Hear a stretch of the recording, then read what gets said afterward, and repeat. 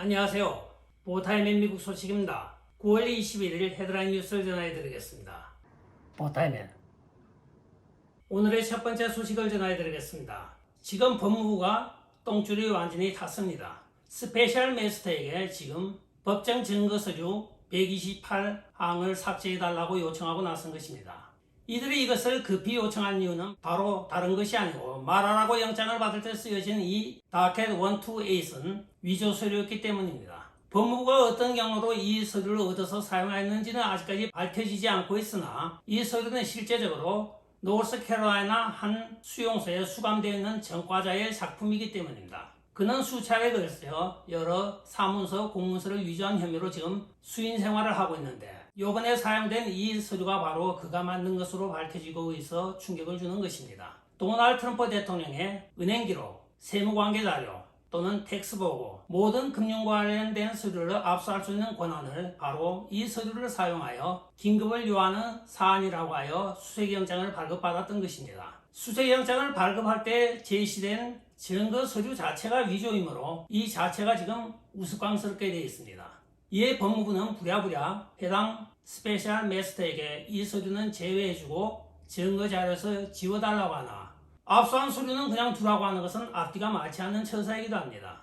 그러나 DOJ에서는 지금 스페셜 매스터를 압박만 하고 있는 것으로 밝혀지고 있으며 앞으로 이 사건이 어떻게 불거질지는 좀 더 추이를 두고 봐야 하겠습니다. 이 교도소에 있는 죄수는 재무부 서류를 위조를 하여 법무부에 보냈다고 합니다. 그러나 법무부에서는 사전에 확인한 바도 없고 일이 터진 다음에 법무부에서 재무부에 확인을 해보니 그런 서류를 보낸 적이 없다고 들통이 난 것이죠. 참 잘하는 짓입니다. 다음 소식입니다. 글로벌리스트의 계획에는 바로 태양광선을 차단하여 지구를 얼음덩어리 공으로 만드는 것을 계획하는 것이 바로 기후변화라고 이야기를 하고 있습니다. 캠트레일이라고 하는 이 방법을 사용하여 이들은 약 43,000피트 상공에서 이산화황을 살포하여 우주로부터 날아오는 모든 태양광선을 반사시켜 우주로 돌려보내고 지구는 냉각을 시킨다는 계획을 갖고 있는 것으로 밝혀지고 있습니다. 북위 60도 이상의 포트랜드와 남위 60도 이상의 포트랜드, 양쪽 포트랜드 상층에서 뿌리게 될 이것은 약 1,300만 톤의 미입자가 살포될 것이며 이에 따른 17만 5천 회차의 공중급유용 군용 비행기가 사용되어진다고 전하고 있습니다.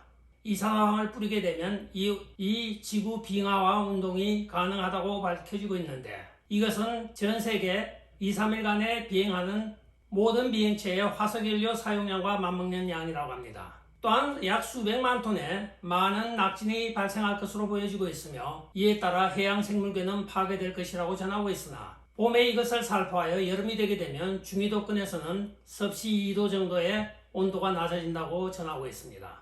약 17만 5천 회차분의 비행에 필요한 많은 화석연료를 떼므로써 지구온난화와 온실가스 효과에 대해서는 이들은 아무런 대책을 발표하고 있지 않습니다. 이들이 이 발표를 갑자기 하고 있는 것이 바로 중간선거를 앞두고 기후변화의 아젠다를 다시금 몰고 오는 것 같습니다. 민주당이 써먹을 수 있는 방법은 기후온난화와 인종차별뿐이기 때문입니다. 다음 소식입니다. 텍사스 극좌 성향의 민주당 셰리프 로트 지금 수사를 받고 있는 론 디산티스 플로리다 주지사가 그것에는 아랑곳하지 않냐고 오늘 자기 소신대로 또 비행기를 날려보냈습니다. 이번에 비행 행선지는 마샤 빈야드가 아니고 바로 조 바이든의 고향인 달라웨이의 조지타운 비행장으로 보내고 있는 것으로 밝혀지고 있습니다. 이 보안관 민주당원들은 론 디산티스 주지사가 이들을 인질로 잡고 그들을 인신매매 또는 인간밀수라는 표현까지 쓰지 않았습니다. 그러나 론 디산티스 주지사는 좀 쉴 수 있게 해줘야 하고 트윗을 하고 있습니다. 다음 소식입니다. 미국 주택시장이 붕괴를 하고 있습니다. 전국주택건설협회 National Association of Home Builders라고 하는 재단에서 오늘 웰스파고와 함께 지수를 발표하고 있습니다.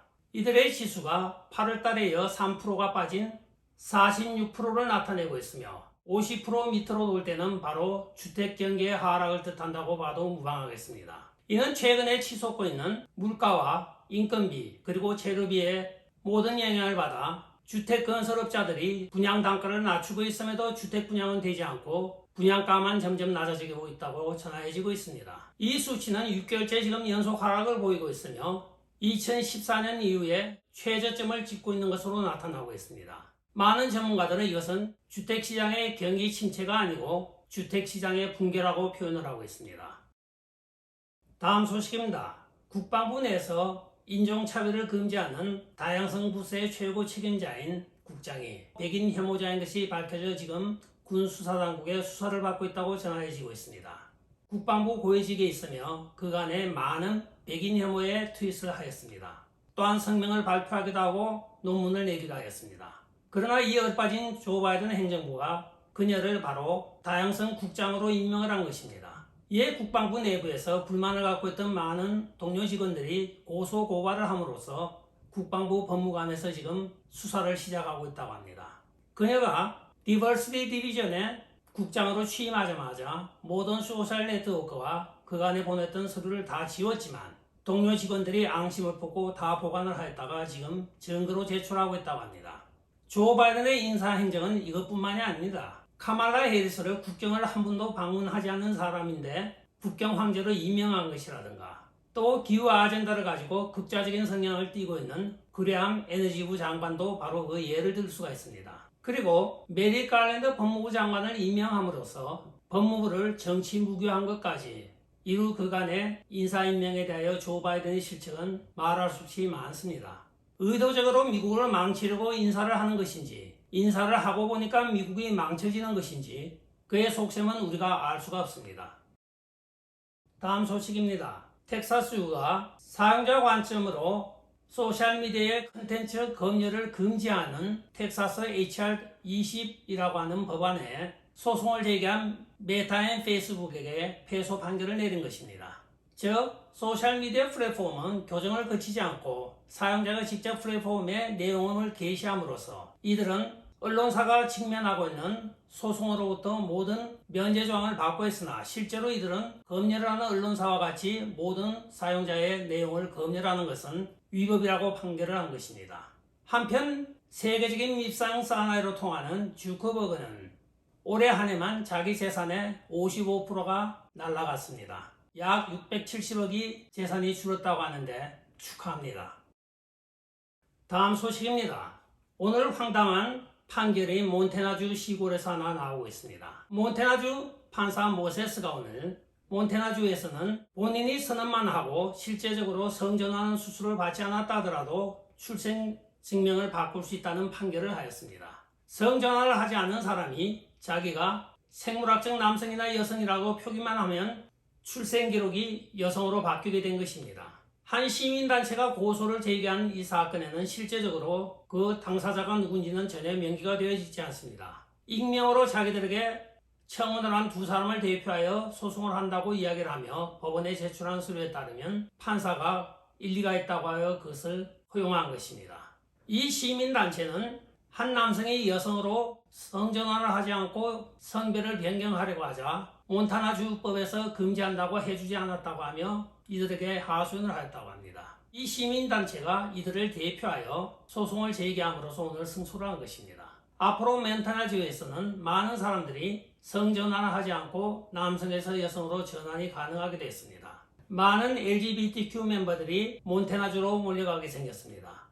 한편 이 판결을 한 사람이 바로 마이클 모세스 판사입니다. 모세 집안에 아주 인물났습니다.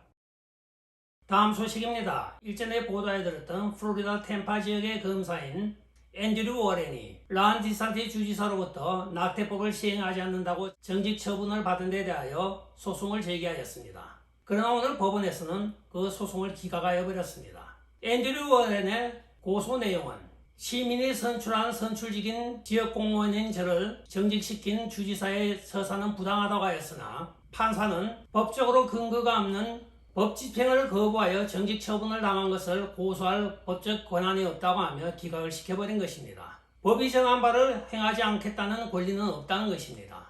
선출된 공무원은 법이 정하는 것을 명령하였을 때 따르게 되어 있다는 것이 판사의 견해였던 것입니다. 오늘의 마지막 소식을 전해드리겠습니다. 마이슨 헌터 영화가 지금 관람률 1위를 보이고 있습니다. 라튼 토마토라고 하는 영화 관련 리서치 회사의 발표에 따르면 최근에 디즈니가 발표하고 있는 소울과 피노키오 두 개가 마이슨 헌트에 못 미치고 있다고 전해지고 있습니다. 마이슨 헌트가 46%의 시청률을 기록하고 있고 또리 34%, 피노키오가 32%에 불과하다고 합니다. 따라서 이 스트리밍률을 봤을 때는 마이슨 헌트가 그만큼 미국인의 지대한 관심을 끌고 있다고 봐도 무방하겠습니다. 한편 헌터 바이든과 조 바이든에 대하여 민주당 오하이오 하원 후보로 나서고 있는 데이비드 에스라티는 오늘 헌터 바이든을 특히 늙은 마약쟁이라고 표현을 하면서 헌터 바이든이 중국과 또는 여러 나라에서 그런 비즈니스를 할 만큼 똑똑하지 못한 멍청이인데 이것은 결과적으로는 그 배경에 누가 있다는 것은 여러분 내가 말을 하지 않아도 알 것입니다 하고 유세장에서 조 바이든은 맹공격을 하고 있습니다. 이제는 민주당에서도 공격을 당하고 있는 조 바이든. 어떻게 보면 치매 노인이 좀 불쌍하게 보이기도 합니다. 끝까지 시청해 주셔서 감사합니다. 좋아요, 구독, 알림, 그리고 공유 부탁드리고 댓글 많이 부탁드리겠습니다. 안녕히 계시오. 바이.